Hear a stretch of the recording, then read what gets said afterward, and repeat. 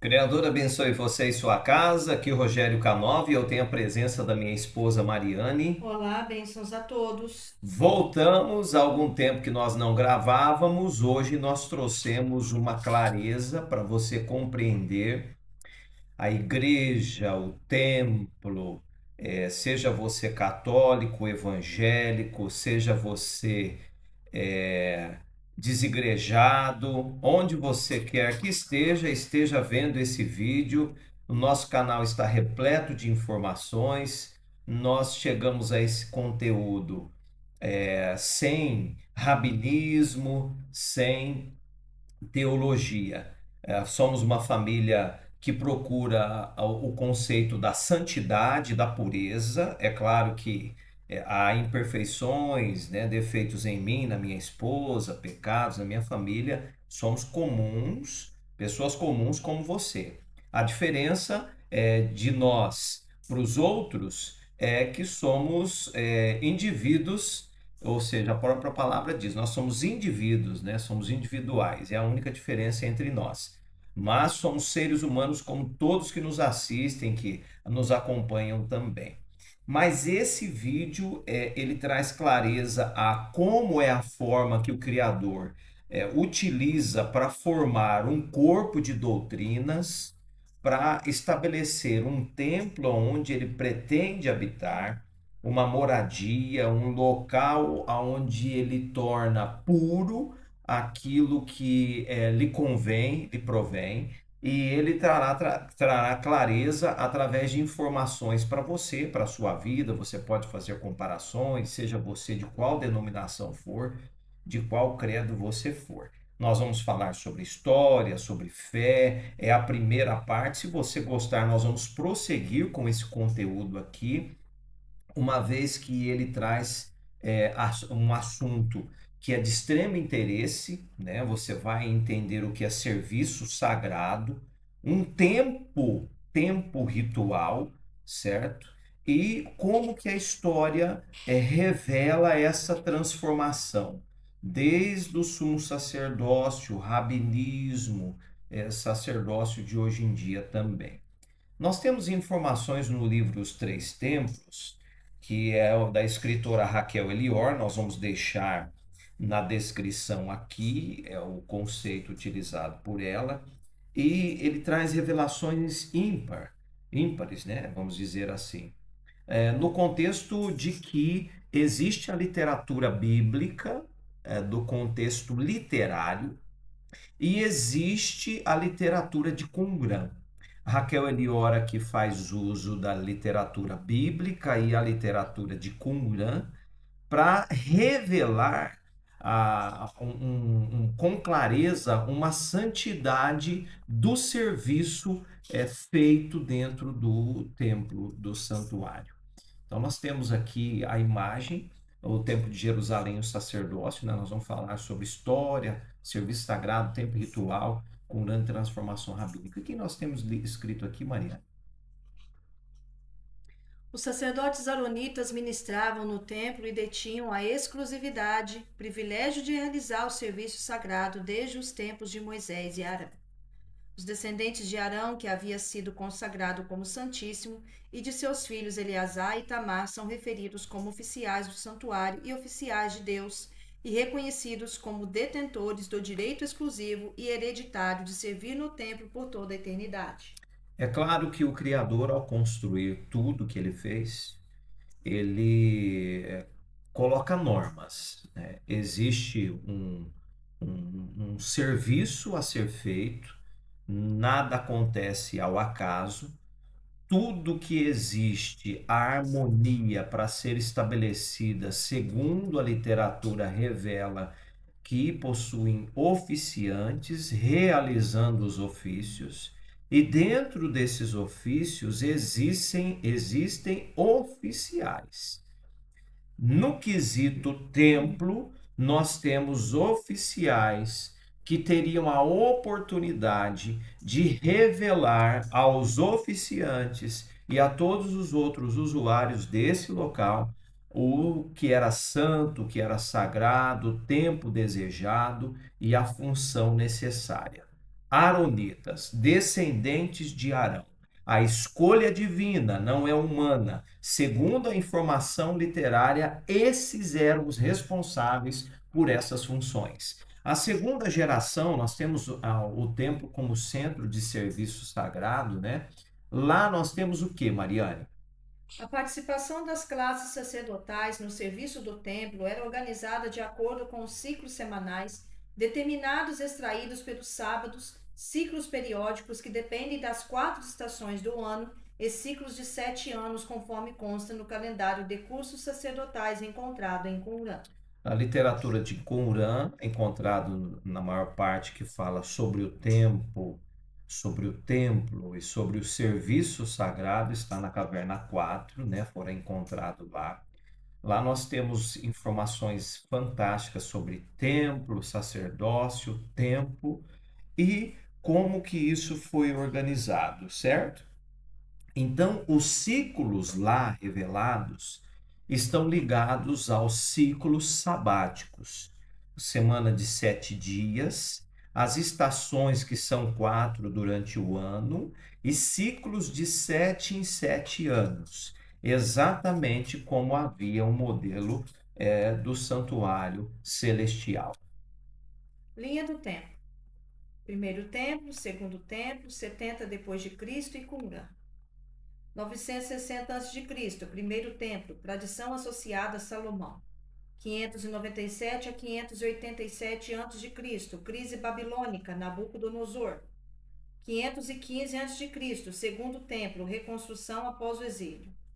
70 depois de Cristo, destruição, Roma arrasa o templo. 1947, manuscritos, textos do Mar Morto.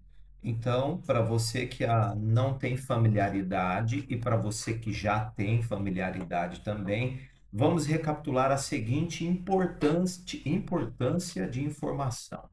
O primeiro templo, construído pela linhagem, a descendência de Davi em Salomão, traz um formato muito aproximado do templo móvel. Nesse período de templo, até serem invadidos pelos babilônicos, os aronitas comandavam a liturgia, o sagrado, a marcação do tempo, a organização das festividades, e nós vamos ver posteriormente que eram exatamente conforme a literatura bíblica. Quando o templo é reconstruído após a destruição babilônica, nós temos já um formato mesclado. Havia ficado, por ocasião da invasão dos gregos, havia ficado ali, dentro do sacerdócio, uma miscigenação de liturgia grega. Então é retirado o sacerdócio original, né, que é mantido pela linhagem de Zadok, Zadoquita, e ela é mesclada com costume e tradições de marcar o templo na vertente grega. Aqui já no segundo templo, dentro desse processo todo, já é feito essa mescla, essa estrutura e essa forma de fazer a adoração. Por conta disso, ele é destruído em 70 depois de Cristo ou depois da Era Comum e, segundo as informações históricas, a literatura de Qumran consegue revelar os detalhes e mostrar a diferença entre esses sacerdócios. 2 templos, 2 fases históricas, uma centralidade ritual. Primeiro templo, associado a Davi e Salomão, destruído no período babilônico, base da memória sacerdotal e do santuário. Segundo templo, reconstruído após o exílio, centro do serviço sacerdotal, destruído em 70 depois de Cristo. Então, toda a estrutura sacerdotal, o serviço do templo era memorável, era uma cópia no primeiro templo da base dada a Moisés, seguindo pela linhagem dos Aronitas, conservadas pela sua descendência, do templo móvel, que fora dado a organização, as medidas em detalhes para Moisés, como nós encontramos descrito na literatura. Já o segundo templo, reconstruído, tem uma base, como eu havia dito no slide anterior, já mesclada. Dentro dessa outra parte, nós vamos falar sobre o sacerdócio. Linhagem de Arão e o serviço sagrado. Sacerdotes aronitas, descendentes de Arão, com exclusividade hereditária para o serviço sacerdotal, segundo a tradição descrita no material. Sumo sacerdote, papel é associado aos sacerdotes zadoquitas ligados à linhagem de Finéias, Eleazar e Arão. A genealogia definia função e nível de santidade. É claro que não poderia ser feito de qualquer jeito. Eram tarefas sagradas. Era sua tarefa salvaguardar o local sagrado e o templo sagrado e supervisionar o serviço sagrado. Os 24 cursos sacerdotais, cada um com duração de uma semana, 2 vezes por ano, e 4 dos quais serviam 3 vezes por ano, eram responsáveis pela ordem de sábados, banhos e festivais que eram marcados com regularidade ritual por sacrifícios, queimavam ofertas e ofertas de alimentos. Queima de incenso, acendimento da vela de 7 braços, candelabro, toque de trombetas, bem como os cânticos de louvor, bênção e enunciações do nome inefável do Criador. Toda essa formalidade, toda essa organização ritual, sagrada, era feita por 24 turnos de anciãos. Quando você faz a leitura detalhada do livro, nós até colocamos ele no grupo, ainda estamos organizando ele para facilitar, porque você faz a tradução do inglês, com um programinha que nós usamos aqui, fica desfocado a, os parágrafos e tudo mais. Nós estamos fazendo a organização, dá para estudar, mas o próximo que nós vamos entregar já vai estar próprio para fazer a impressão. Mas dentro dessas informações do livro Os Três Templos, nós encontramos esses detalhes aqui oferecidos para trazer clareza à nossa mente quanto a, ao tempo em que era feito. Então, a organização era nesses termos, não como tem sido apresentado por algumas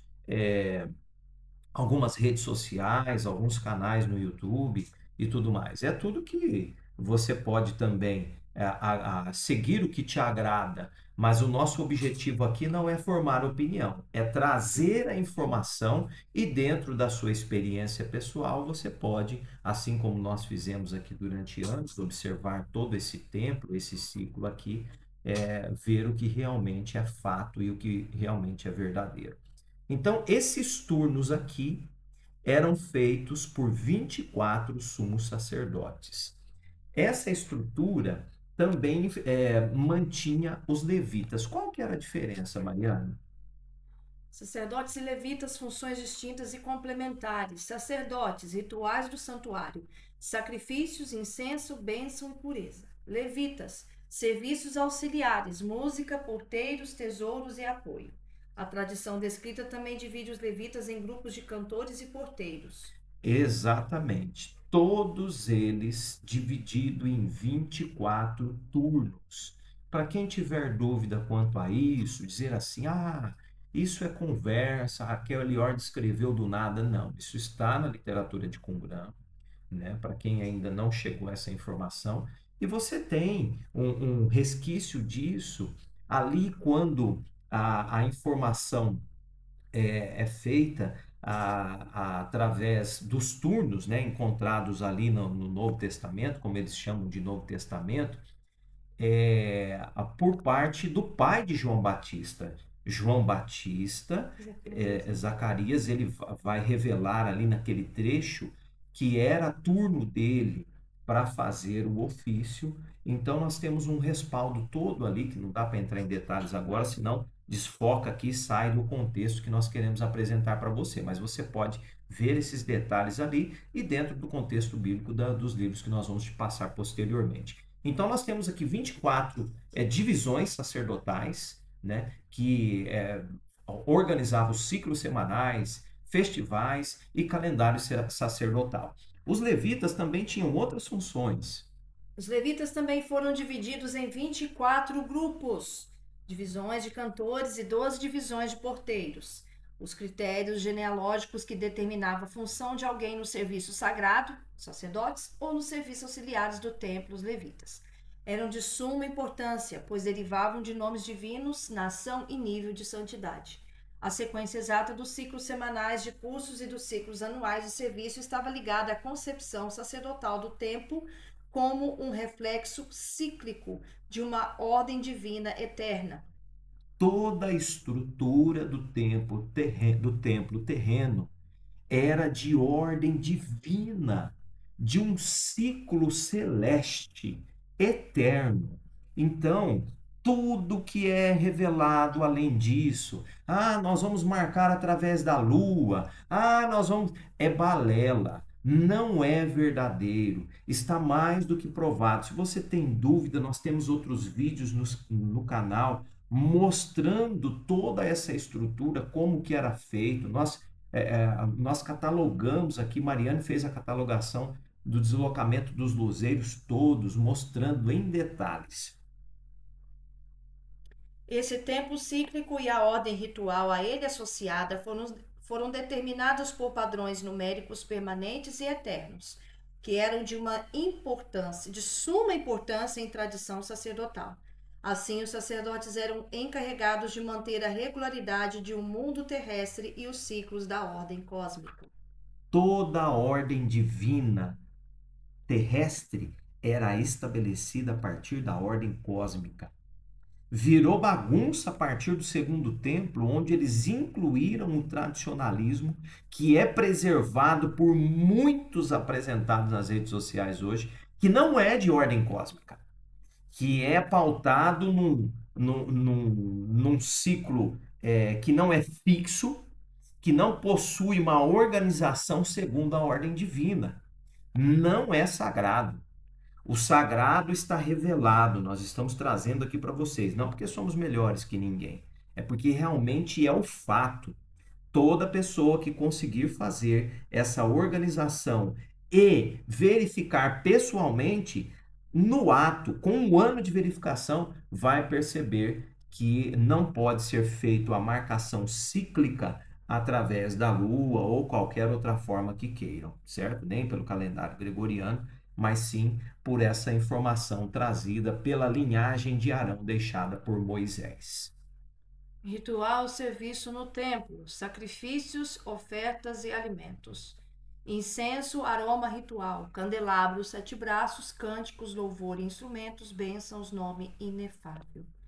Guarda da pureza, observância da Torá, ensino, funções judiciais. Tudo isso era mantido dentro do templo. A organização era perfeita.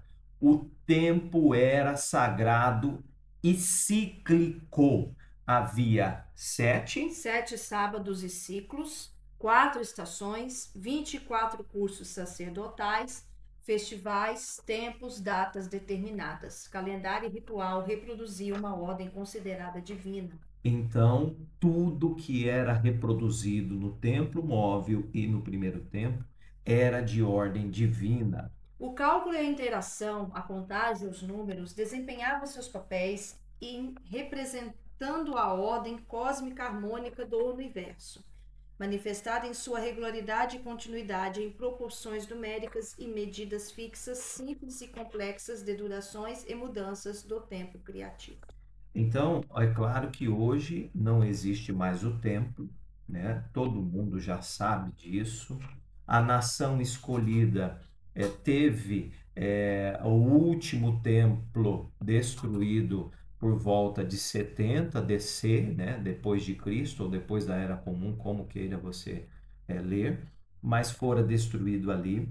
E de lá para cá, dizem haver uma mudança, uma organização feita que não consta na literatura.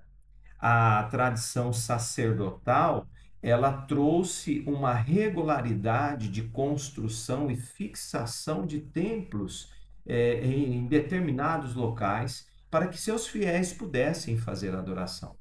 Os mesmos cristãos que apresentam essa informação, os mesmos teólogos, os mesmos sacerdotes atuais e anteriores a eles, que trouxe essa organização, julgam os discípulos terem formado a igreja, mas as palavras que eles deixam de mencionar são as do Mestre, mencionadas na literatura do Novo Testamento. A conversa dele com a mulher junto ao poço é fatídica. Ela revela a descrição exata do que deveria ser feito. Quando a mulher pergunta a ele, os judeus atuais, mestre, adoram no templo. Nós, os descendentes aqui da minha linhagem, nós adoramos no monte. E eu queria que você revelasse para mim onde é o lugar que nós devemos adorar. E o mestre diz abertamente: haverá um tempo, e já chegou, que o Criador procurará seus verdadeiros adoradores, que o adorarão em espírito e em verdade. E ele ainda revela: nem no monte e nem no templo. Dentro da cosmologia da estrutura revelada pela literatura, nós encontramos um esboço parecido com esse. Céu, templo e terra. Céu, ordem divina. Templo, ordem ritual. Terra, ciclos da vida. Números, medidas, ciclos, cânticos, calendário. Merkabah, ponte entre o Supremo e suas manifestações santificadas. Então, haveria necessidade de estabelecer uma ponte entre o sagrado e os pecadores, para que fosse mantida a vida. E essa ordem cíclica precisava de ser estabelecida. O tempo de adoração, o dia de adoração, a forma de adoração, o ciclo festivo deveria estar em plena convicção e funcionalidade com o templo celeste. O tempo era dividido em ciclos de horas, dias e períodos. Todos esses elementos estavam sob a guarda dos guardiões do santuário. Em conjunto, eles estabeleciam as ligações entre a realidade divina oculta e a realidade material santificada, conforme revelada em ciclos da natureza e sua reprodução ritual por meio de sabás e festivais, ciclos cósmicos, em termos de número e tempo, através do ciclo de sábados e festivais e nos tempos determinados para a oferta de sacrifícios. A sincronização assim estabelecida entre os tempos determinados por Deus, agrupados em períodos de 7, os horários fixos da natureza, agrupados em grupos de 4, e os horários fixos do sagrado. Então, qualquer revelação a respeito do templo, a respeito da oração, da adoração e o tempo de adorar, a festividade, a pureza e o que é sagrado, fora desse conceito, está realmente ligado a tradicionalismo colocado depois do segundo templo, cujo foi destruído 70 depois da Era Comum. Nenhum deles fora estabelecido dentro da ordem tradicional da escritura, da literatura de Qumran, do sacerdócio sagrado, dos aronitas, dos levitas que foram pré-estabelecidos e determinados por linhagem hereditária e genealógica lá no primeiro templo, ou melhor, no templo móvel. Tradições. Uma biblioteca sacerdotal. Torá, Neemias, Crônicas, Salmos, Ezequiel, Daniel. Literatura sacerdotal e normativa preservava a identidade do serviço. Então, se você tem dúvida, faça um estudo dentro do livro de Neemias, dentro do livro de Crônicas, dentro do livro de Salmos, Ezequiel e Daniel. E também aos 5 primeiros livros da Bíblia, consideradas a lei ou a Torá. Essa literatura trará para você normativas. A dificuldade das pessoas, o enredo apresentado hoje, ele só se torna agradável, saudável e de bom grado para aqueles que não conhecem a literatura desses livros, para aqueles que também não conhecem a literatura de Qumran. Os demais irão perceber a grande diferença. Manuscritos do Mar Morto, o que é, Mariane? Revelam calendários, regras de pureza, ciclos de serviço e organização sacerdotal.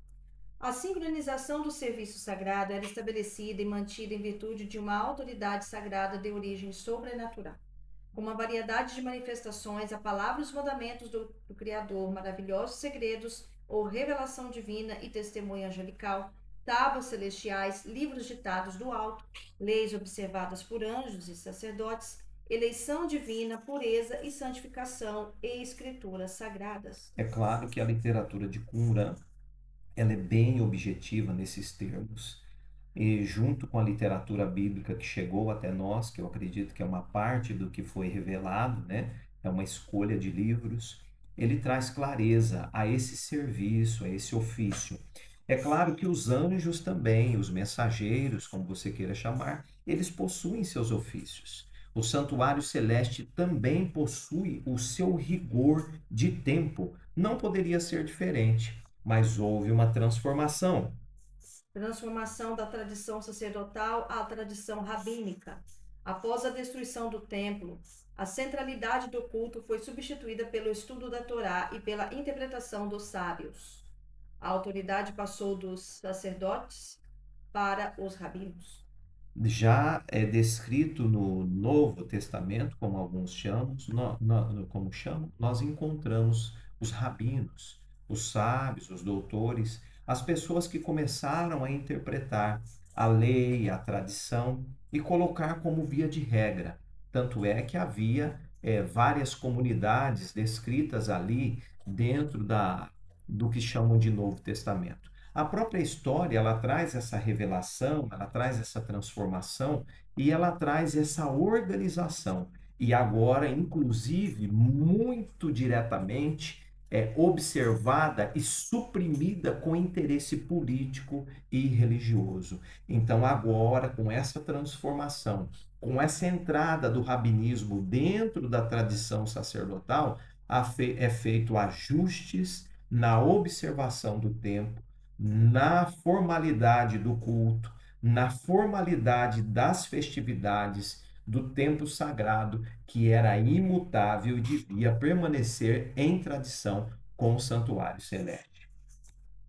A santidade permanece, mesmo sem o templo.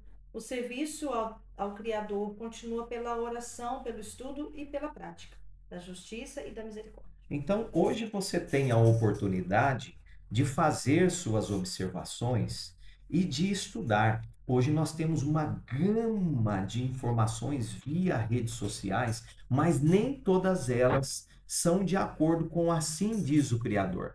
Você tem a oportunidade de trazer clareza ao que é santo e sagrado através do estudo, através da oração, através da observação e através da sua vivência, de observar pessoalmente o tempo. Os luzeiros estão aí. Agora, nós não temos mais o templo para que seja feito todo esse ritual, toda essa estrutura. Mas o que sobra para nós hoje? O estudo, a prática e o favor imerecido do Criador para que sejamos não justificados, né, pelas nossas obras, mas que alcancemos o conhecimento daquilo que agrada ao Criador. Conclusão. O legado do templo e do sacerdócio aponta para valores permanentes, adoração e santidade, conhecimento, ordem, tempo e oportunidade. Adorai ao Criador, tempo e comunidade. Adorai ao Criador com alegria e apresentai-vos diante dele com cântico. Salmo 100, verso 2. Exatamente. Então, hoje nós temos a oportunidade de adorar o Criador em espírito e em verdade.